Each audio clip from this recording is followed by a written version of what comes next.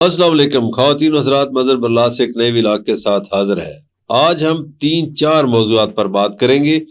پہلے تو عمران خان پر بات کریں گے، لیکن اس سے پہلے لیلے سے کتا کر کے کھانے کی کہانی بیان کریں گے کہ یہ کیا کہانی ہے۔ ایک سچا واقعہ ہے، لیکن اتفاق سے پاکستانی سیاست میں آ گیا ہے۔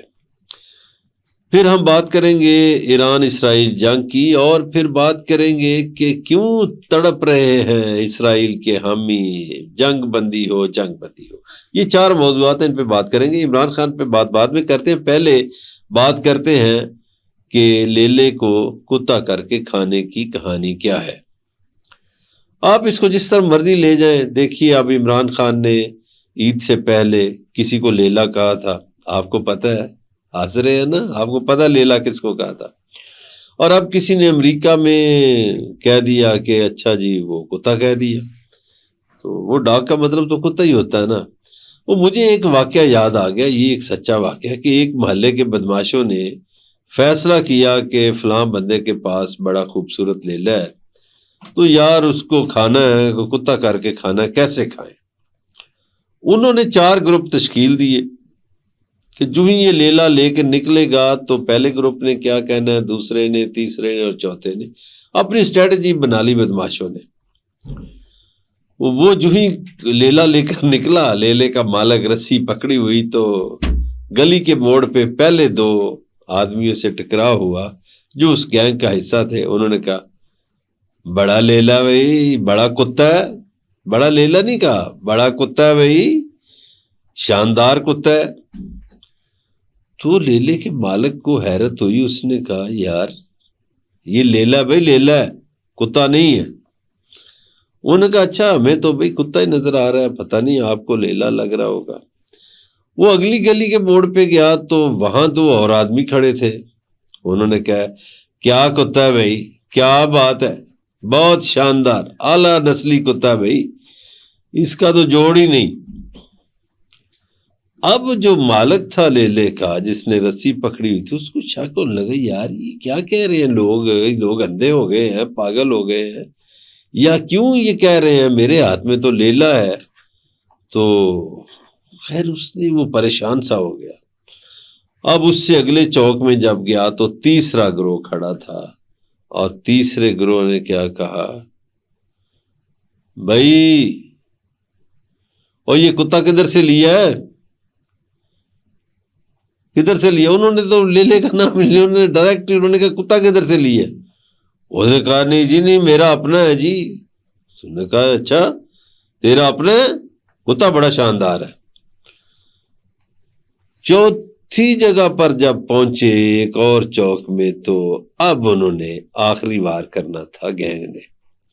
انہوں نے کہا وہ یہ ساڑھا کتا چوری کیتا ہی۔ اب اس نے رسی پکڑا دی ان کو۔ انہوں نے کہا جی اچھا یہ آپ کا ہے تو آپ لے لیں۔ تو اس طرح انہوں نے لیلے کو کتا کر کے اس کے بازار انہوں نے جا کے ذبح کیا، اس کی بوٹیاں کی، تکے کباب بنائے اور کھا پی گئے۔ تو یہ ایک کہانی مجھے یاد آ گئی تھی نئی ڈیولپمنٹ دیکھ کے۔ اچھا جی، عمران خان کے جو مخالفین ہیں وہ بہت کہتے ہیں جی وہ انہوں نے جو ٹویٹنگ کیا، انہوں نے فلاں نے کیا، انہوں نے فلاں۔ او بھائی پہلی بات تو یہ ہے کہ عمران خان وہ آدمی ہے جس نے جنرل باجوہ کے کہنے کے باوجود اسرائیل کو تسلیم کرنے سے انکار کر دیا تھا، اور 2 مرتبہ انکار کیا، اور اس نے کہا کہ میں اسرائیل کو تسلیم نہیں کروں گا۔ میرے بانی، میرے لیڈر قائد اعظم محمد علی جناح رحمۃ اللہ علیہ نے فرمایا اسرائیل ناجائز بچہ ہے، حرامی ہے، اس کو تسلیم نہیں کرنا، سو میں نہیں کروں گا۔ اب جی جب ایران اور اسرائیل کی جنگ شروع تو بڑے مخالفین ہیں، ظاہر ہے مخالفین اس کے بڑے ہیں۔ ہائے ہائے، حضرت امام حسین علیہ السلام نے فرمایا کسی کا قد کاٹ دیکھنا ہو تو اس کے مخالفین کی تعداد دیکھو، بڑے مخالفین ہیں، یہاں بھی وہاں بھی، ملک کے اندر بھی باہر بھی۔ اس بہادر آدمی کے بڑے مخالف ہیں، اس نہ ڈر بے باک عظیم لیڈر کے بڑے مخالفین ہیں۔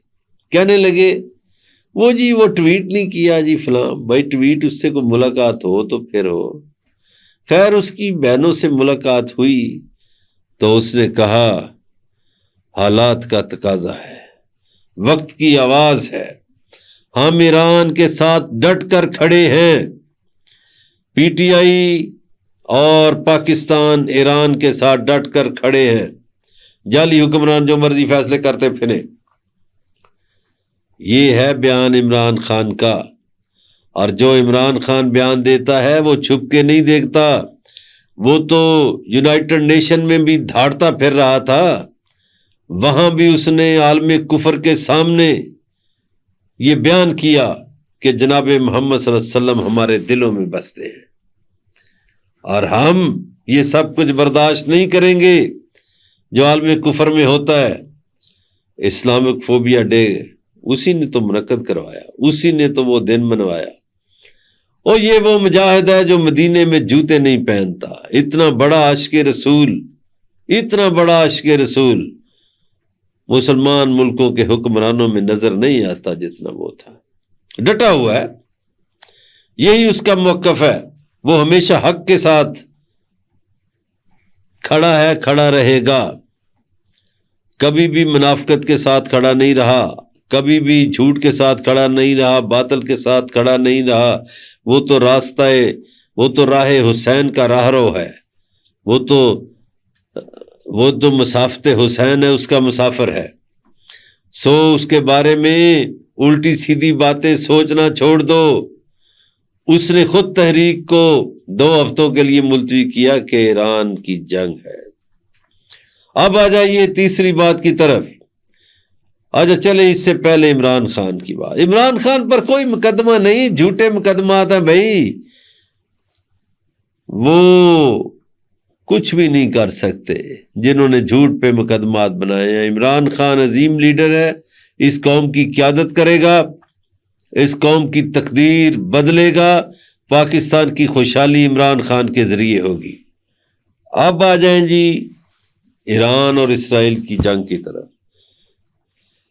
اسرائیل نے سوچا بھی نہیں تھا، پچھلے 50 سال میں تو کسی عرب ملک میں یہ ہمت ہی نہیں ہوئی اسرائیل کی آنکھوں میں آنکھیں ڈال لے۔ سب ڈرے ہوئے، مغربی ملکوں کو بھتے دے رہے تھے، امریکہ کو بھتے دے رہے تھے، لالا ہماری جان بچانا، کچھ دیر کے لیے صحیح یہ پیسے لے لو، یہ حالت تھی ان کی۔ مگر اسی حالت کو دیکھتے ہوئے کئی سالوں کی تیاری کے بعد گریٹر اسرائیل کو عملی جامہ پہنانے کی غرض سے جب نیتن یاہو حملہ آور ہوتا ہے ایران پر، تو ٹھیک ہے، پہلے حملے میں ایران کی عسکری قیادت کے لوگ چلے گئے، سائنسدان چلے گئے، وہ انٹیلیجنس بیسڈ آپریشن تھا، اس میں بہت سے انڈین انوالو تھے، کچھ افغانی بھی تھے، اسرائیلی بھی تھے، لیکن راہ کا نیٹ ورک بہت تھا جو موساد سے ملا ہوا تھا۔ اس کے بعد اس نیٹ ورک کو پکڑا گیا، کوئی 600 افراد پکڑے جا چکے ہیں جن میں اکثریت انڈین کی ہے۔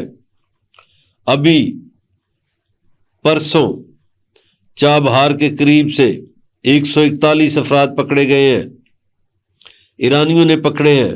141 میں سے 121 انڈین ہیں، 20 اسرائیلی ہیں، ان کے پاس یہ BLA فلانا فلانا یہ نقشے سارے برآمد ہوئے بلوچستان کے حوالے سے، اور جو ہی ان کی انٹیلیجنس نے ہماری انٹیلیجنس کے ساتھ انفارمیشن شیئر کی، ہماری انٹیلیجنس نے چھاپے مارے پنجگور میں اور دیگر علاقوں میں، اور بہت سے لوگوں کو گرفتار کر لیا، ساز و سامان بھی پکڑ لیا۔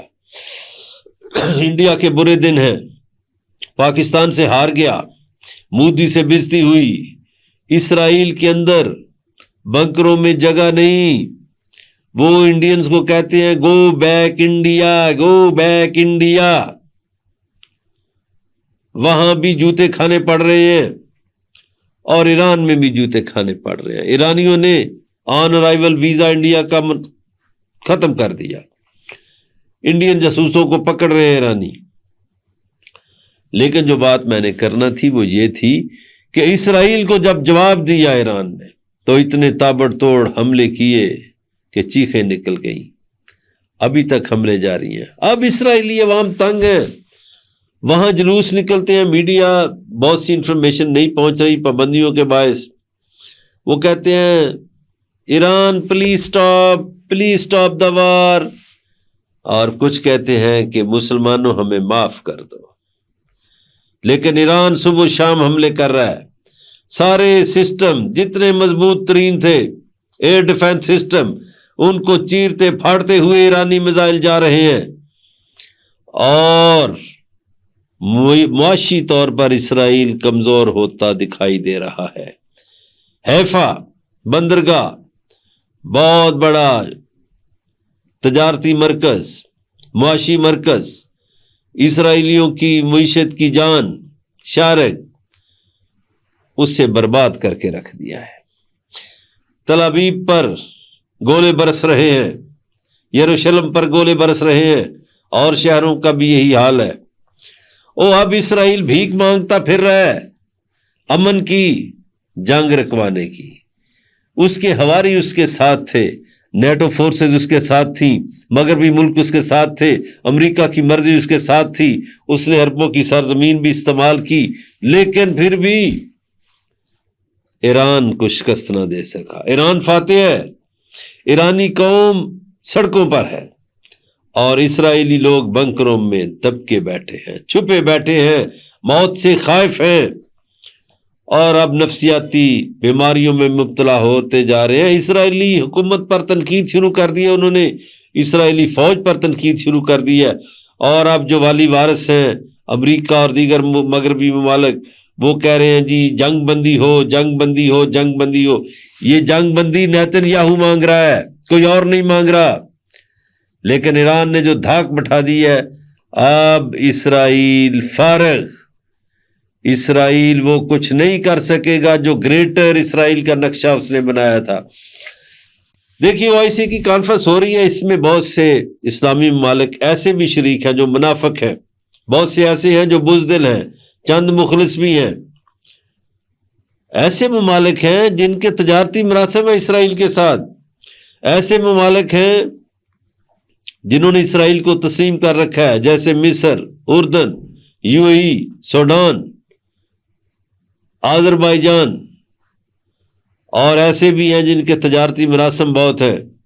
دیکھیے جب غزہ میں بچے بھوک سے مر رہے تھے، بلک رہے تھے، موت وہاں رقص کر رہی تھی، کسی مسلمان ملک کو خیال نہیں آیا، اور UAE نے پرسوں کیا بھجوایا ہے؟ امدادی سامان، جہاز بھجوایا ہے۔ کہاں؟ اسرائیل میں، UAE نے بھجوایا ہے۔ وہ مصر جو غزہ کے لوگوں کے لیے بارڈر نہیں کھولتا تھا، امدادی سامان پہنچانے کے لیے بھی بارڈر نہیں کھولتا تھا، اس نے اسرائیلی یہودیوں کے لیے بچنے کے لیے اپنا بارڈر کھول دیا ہے۔ یہ ہے وہ منافقت۔ ان منافقوں کے چہرے بے نقاب ہو چکے ہیں، ان کو بھی حساب ہونا چاہیے، ان کا بھی، ان سے بھی حساب لیا جانا چاہیے۔ اور گریٹر اسرائیل کا نقشہ ملیا میٹ ہو چکا ہے، اب نہیں ہو سکتا، اب کوئی اردن کو، سیریا کو، عراق کو اسرائیل میں شامل نہیں کر سکتا، مصر کا کچھ حصہ بھی شامل نہیں ہو سکتا، سعودی عرب کا بھی نہیں ہو سکتا۔ ایران اس وقت فاتح ہے، اور اب ایران سے جو مذاکرات ہوں گے تو اس میں ایرانی شرائط ہوں گی، بالکل ایسا ہی ہوگا۔ نوبل انعام پہ بھی بات کر لیں اگر آپ کا موڈ ہے تو۔ نوبل انعام جی پاکستان نے جی ڈونلڈ ٹرمپ کو جی نامزد کر دیا، وہ بھائی کیسے کر دی ہے؟ یہ وہ شخص ہے جس نے غزہ کی قرارداد کو 8 مرتبہ ویٹو کیا، یہ وہ شخص ہے جو اسرائیل کو حملے پہ کہہ رہا تھا، اس کی پشت پناہی کر رہا تھا، اسرائیل کی ایران پر حملہ کرو، تو جنگوں کا پیچھا کرنے والا ہے، جنگوں کے کھلاڑی کو آپ امن کے انعام کے لیے نامزد کر رہے ہیں۔ سبحان اللہ، آپ کے کام پہ سبحان اللہ، نوبل انعام، اور وہ بھی تیار ہو گیا۔ وہ دیکھیں جنگیں کروانے والا آدمی، یوکرائن میں کس نے جنگ کروائی ہے؟ کون کروا رہا ہے؟ وہ غزہ میں کس نے نسل کشی کروائی؟ کس کی پشت پناہی تھی اسرائیل کو؟ انڈیا نے کس کے کہنے پر حملہ کیا پاکستان پر؟ یہ ساری باتیں ذہن میں رکھیں، پھر فیصلے کریں۔ ایسے نہیں ہوتا، حق کا ساتھ دینا چاہیے، حق کے ساتھ کھڑا رہنا چاہیے، حق ہی غالب آ کے رہے گا۔ پاکستان زندہ باد۔